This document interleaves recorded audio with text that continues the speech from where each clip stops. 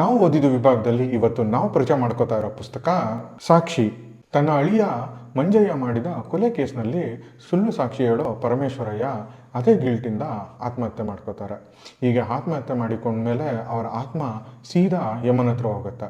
ಜೀವನದಲ್ಲಿ ಎಂದು ಸುಳ್ಳು ಹೇಳಿದ ಪರಮೇಶ್ವರಯ್ಯ ಇದೊಂದು ಸುಳ್ಳು ಹೇಳಿದ ಕಾರಣವನ್ನು ತಿಳ್ಕೊಂಡ ಯಮ ಅವರಿಗೆ ಒಂದು ವರ ಕೊಡ್ತಾನೆ. ಅವರು ವಾಪಸ್ಸು ಭೂಲೋಕಕ್ಕೆ ಹೋಗ್ಬೋದು ಆತ್ಮದ ರೂಪದಲ್ಲಿ, ಮತ್ತು ಅವರು ಎಲ್ಲ ಜನರ ಆತ್ಮಸಾಕ್ಷಿಯಲ್ಲಿ ಇರಬಹುದು. ಅವ್ರ ಮನಸ್ಸಲ್ಲಿ ಏನು ನಡೀತಾ ಇದೆ ಅನ್ನೋದು ತಿಳ್ಕೊಬೋದು. ಆದರೆ ಅವರು ತಗೊಳ್ಳೋ ಡಿಸಿಷನ್ನ ಚೇಂಜ್ ಮಾಡೋ ಅಧಿಕಾರ ಪರಮೇಶ್ವರಯ್ಯಗೆ ಇರೋದಿಲ್ಲ. ಸರಿ, ಭೂಲೋಕಕ್ಕೆ ಮರಳಿದ ಪ್ರೇತ ಅಲ್ಲಿ ನಡೆಯೋ ಎಲ್ಲ ಘಟನೆಗಳಿಗೆ ಸಾಕ್ಷಿ ಆಗ್ತಾ ಹೋಗುತ್ತೆ. ಹಂಗೆ ನೋಡ್ಕೊಂಡ್ರೆ ಪುಸ್ತಕ ಓದ್ತಿರೋ ನಾವು ಕೂಡ ಅಲ್ಲಿ ಸಾಕ್ಷಿಗಳಾಗ್ತಾ ಹೋಗ್ತೀವಿ. ಪುಸ್ತಕ ಓದ್ತಾ ಓದ್ತಾ ನಾವು ನಮ್ಮ ಜೀವನ ಮತ್ತು ಮನಸ್ಸನ್ನು ವಿಮರ್ಶೆ ಮಾಡ್ಕೋಬೇಕು ಅಂತ ಪ್ರೇರೇಪಿಸೋ ಶಕ್ತಿ ಈ ಪುಸ್ತಕಕ್ಕಿದೆ.